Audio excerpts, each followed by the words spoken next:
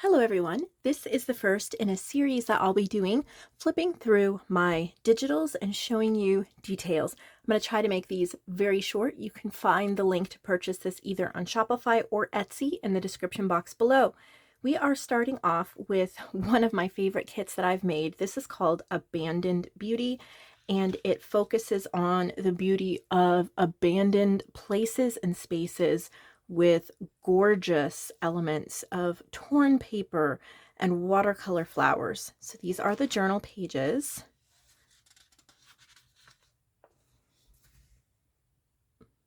I'll try to not do a lot of talking. This is one of my favorite pages to put in journals. You do not have to use the whole kit together. I love the broken glass effects and the wagon wheel window. This one's a beautiful one with the bricks. Again, more broken glass, an old brick and torn paper. This is an old ceiling. Just gorgeous, easy to write over. And then this would be the cover page. It could be the journal cover or just the first page inside a journal. When you fold it in half, this side says Abandoned Beauty, and then the back side says, and so the story ends, and it's on an old door. There's also some ephemera sheets. There's a bingo card, a library card, note paper, fussy cuts, little tickets. This is either a large journal card or a journal cover image. Some pretty background pages.